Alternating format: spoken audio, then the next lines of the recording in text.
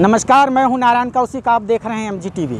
इस समय हम जिला अस्पताल धमतरी के परिसर में मौजूद हैं।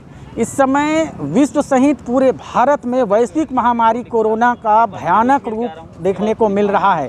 छत्तीसगढ़ में इसकी रफ्तार सबसे ज़्यादा हो गई है और हम बात करेंगे धमतरी की। धमतरी में अब तक 19,000 लोग संक्रमित हो चुके हैं। जी हाँ, अब तक की सबसे बड़ी खबर MGTV में हम आपको बताना चाह रहे हैं। धमतरी जिले में 19,000 आंकड़े को पार कर रही है। कोरोना मरीजों की संख्या दिन ब दिन बढ़ती जा रही है। बीते 11 महीने में 19,000 संक्रमितों की संख्या धमतरी जिले में हो गई है, जिसमें 8,804 लोग स्वस्थ होकर घर चले गए हैं, जबकि 2,000 लोग अभी भी स्वास्थ्य लाभ ले रहे हैं। या तो वे अस्पताल में भर्ती हैं, या तो इलाज करवा रहे हैं, या तो होम आइसोलेशन में हैं। इस तरह से धमतरी जिले में अभी तक के 160 लोगों की मौत हो गई है। जी हाँ, अब तक की सबसे बड़ी खबर, धमतरी जिले में 160 लोग मौत के गाल में समा गए हैं। ये बीते 11 महीने की रिपोर्ट हमें बताती है। हम धमतरी जिला अस्पताल परिसर में हैं। यहाँ के जिला सर्विसेंस इकाई से मिली जानकारी के अनुसार 160 लोगों की मौत हो गई है। 1 से लेकर के 9 अप्रैल तक के, यानी कि पिछले 9 दिनों में 18 लोगों की मौत हो चुकी है सिर्फ कोरोना से ही। जनवरी, फरवरी और मार्च के महीने में जो कोरोना की रफ्तार 3% थी, वो बढ़ करके अप्रैल के 1 तारीख को अचानक 13% हो गया और 4-5 दिनों में, यानी कि 8 अप्रैल को एकाएक पूरा 13% के बाद में 23% तक के पहुंच चुकी है। और आज उससे भी ज़्यादा इसकी रफ्तार हो गई है। दिन ब दिन कोरोना मरीजों की संख्या बढ़ती जा रही है।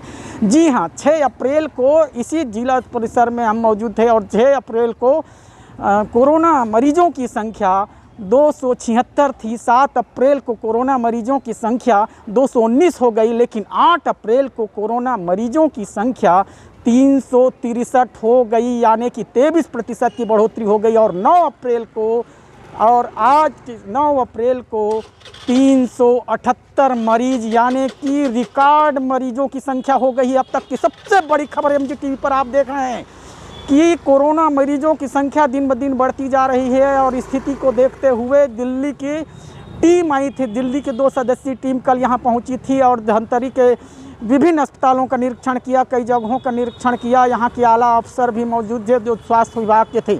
वे सब जाकर के अस्पतालों का निरीक्षण किया, रिपोर्ट तैयार किया, स्वास्थ्य मंत्रालय को भेज दिया गया है।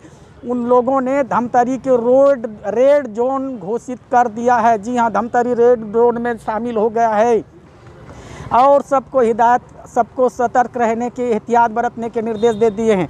अब तक की सबसे बड़ी खबर MGTV में हम आपको बता रहे हैं। कलेक्टर JP मौर्य ने तीसरी बार गाइडलाइन जारी कर दिया है। जी हाँ, एक खबर एक बार और सुन लीजिए। कलेक्टर JP मौर्य ने तीसरी बार गाइडलाइन जारी करके कह दिया है कि यदि लॉकडाउन तो करने के विचार में नहीं है, लेकिन जिस एरिया में, जिस वार्ड में 20 और उससे अधिक लोग संक्रमित पाए जाएंगे, तो उस गांव को या उस वार्ड को कंटेनमेंट जोन एरिया घोषित कर दिया जाएगा। एक बार फिर सुनिए इस बात को, इस खबर को, कि यदि जिस वार्ड में 20 या 20 से अधिक लोग संक्रमित पाए जाएंगे, तो उस वार्ड या उस गांव को कंटेनमेंट जोन घोषित कर दिया जाएगा, यानी कि उस वार्ड को सील कर दिए जाएंगे। किसी भी प्रकार के कोई भी व्यक्ति की आवाजाही प्रतिबंध होगा, किसी को भी आने जाने की अनुमति नहीं होगी। मेडिकल, दूध, पेपर और गैस जैसी इमरजेंसी सेवाओं को ही वहां अनुमति मिलेगी। वो वार्ड जो है सील हो जाएगा, फिर से वो बुरे दिन आ सकते हैं, इसलिए खास तौर पर एहतियात बरतने की जारी कर दी है। कलेक्टर ने अपने गाइडलाइन में कहा है कि शादी समारोह जैसे कार्यक्रमों में 20 से अधिक लोग नहीं रह सकेंगे। जी हाँ, ये सबसे बड़ी खबर धमतरी में, आप धमतरी जिले के लिए है। MGTV में आप देखिए, किसी भी शादी समारोह जैसे बड़े कार्यक्रम में 20 से अधिक लोग नहीं रहेंगे। यदि 20 से अधिक लोग रहते हैं तो उन पर कड़ी कार्रवाई हो सकती है। जी हाँ, 20 से अधिक लोग नहीं रह सकते, और वो भी वर और वधू पक्ष दोनों मिलाकर के 20 लोग रहेंगे। एक बार फिर से सुन लीजिए, लड़का पक्ष और लड़की पक्ष मिलाकर के 20 लोग रह सकते हैं। कलेक्टर JP मौर्य ने साफ तौर पर कह दिया है। तीसरी गाइडलाइन के तीसरे बिंदु में उन्होंने कहा है कि जितने भी जिले के हाट बाज़ार हैं, चाहे वो शहरी क्षेत्र के हो, चाहे ग्रामीण क्षेत्र के हो, जो हाट बाज़ार हैं, जो सब्जी बाज़ार हैं, वे बंद रहेंगे।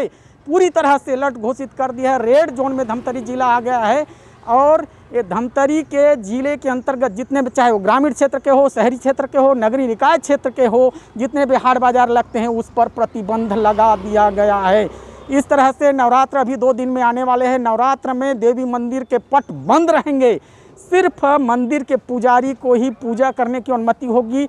और नवरात्र में ज्योति कलश स्थापना तो होगी, लेकिन वो सिर्फ मंदिर के पुजारी को ही अनुमति होगी। किसी भी भक्तों की भीड़ नहीं होगी, किसी भी भक्त को मंदिर के अंदर जाने की अनुमति नहीं होगी।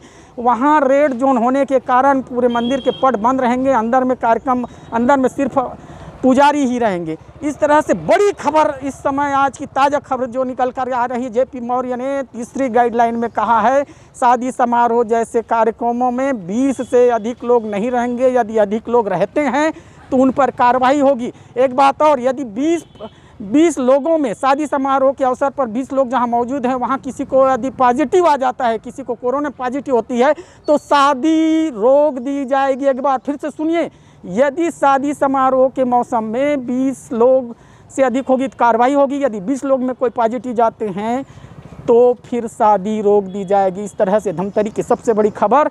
और बीते 9 दिनों में 1 से 9 अप्रैल तक के 18 लोगों की मौत हो चुकी है। ये हमें ये बताती है कि धमतरी ज़िले में कितनी रफ्तार से कोरोना ने अपना मुंह पसारे बैठे हुए है। और दिनों दिन यहाँ टेस्टिंग हो रही है, और टेस्टिंग के आधार पर 23 और उससे भी ज़्यादा प्रतिशत जो संक्रमण की दायरे आ रहे हैं, मौत के भी मामले बढ़ते जा रहे हैं। और मौत के बाद भी, और कई लोग आज भी देख रहे हैं, हम जिला अस्पताल परिसर में मौजूद हैं, और जिला अस्पताल परिसर में हम किसी से बात करने की कोशिश करते हैं। अग्रवाल जी हमारे साथ हैं। यह बताइए, आप यहाँ कहे के लिए आए हैं? टेस्ट करवाए, सुजीत। अपना नाम बताएंगे? गणेश अग्रवाल। अच्छा, क्या टेस्ट कराए? टीका लगाना है करके। तो इस तरह से वैक्सीनेशन लगाने यहाँ लोग आ रहे हैं। मास्क लगाएं, सभी के चेहरे में मास्क है। और वैक्सीनेशन, एक अच्छी खबर भी आपको बताते हैं, प्रदेश में धमतरी जिला दूसरे स्थान पर है वैक्सीनेशन के क्षेत्र में। वैक्सीनेशन के क्षेत्र में प्रदेश में धमतरी दूसरे स्थान पर है, एक अच्छी खबर है। लेकिन दिल्ली के जो दो सदस्यीय टीम जो आई थे, वो सभी अस्पतालों का निरीक्षण किया और उन्होंने एक रिपोर्ट तैयार किया। यहाँ अस्पताल में बेडों की संख्या बढ़ाई जा रही है, 50% बेड आरक्षित करने के लिए कहा गया है। हमारे साथी माध्यम से चाहूँगा कि जिला अस्पताल परिसर में जितने भी लोग की आवाजाही हो रही है, उन्हें एक नज़र आपको दिखाएं। हम आपको दिखा रहे हैं कि देखो किस तरह से लोग घूम रहे हैं, बड़ी दूर दूर डिस्टेंस बनाए हुए हैं। और यहाँ कई लोग आज भी जागरूक नहीं हैं, कई लोगों के मास्क मुंह में मास्क नहीं लगे हुए हैं। शहर की स्थिति बड़ी ख़राब है। इस बार तो कलेक्टर जेपी मौर्य ने जो साफ तौर पर कहा है, उसको पालन यदि नहीं करेंगे स्थिति भयावह हो सकती है। हालांकि कलेक्टर ने साफ तौर पर ये कहा है कि हम लॉकडाउन लगाने के पक्ष में तो नहीं है, लेकिन हमें लगता है कि यदि स्थिति ऐसे ही रफ्तार से बढ़ता रहा तो लॉकडाउन लगाने में भी गुरेज नहीं होगी, ऐसा स्थिति लग रहा है। हालांकि यहाँ नाइट कर्फ्यू जारी है, उसके बाद भी धारा 144 का उल्लंघन देखे जा रहे हैं। बाज़ारों में जिस तरह से रौनक होना चाहिए वो तो नहीं है। शाम 6 बजे से लेकर सुबह 6 बजे तक के जो नाइट कर्फ्यू है या लॉकडाउन की जो स्थिति है, उसके बाद भी लोगों की आवाजाही बनी रहती है। धमतरी ज़िले में जिस व्यापक पैमाने में, जिस व्यापक रूप से कोरोना संक्रमण की दर बढ़ रही है, उससे हमको लगता है कि हमें सतर्क रहने की ज़रूरत है। अब सवाल आपके लिए कि क्या ऐसी स्थिति में हमें अपने बड़े बुजुर्गों को घर में संभाल कर नहीं रखना चाहिए? दूसरा सवाल, क्या जो BP, heart attack, blood pressure और लीवर, अस्थमा के जो मरीज़ हैं उनको एहतियात बरतना चाहिए?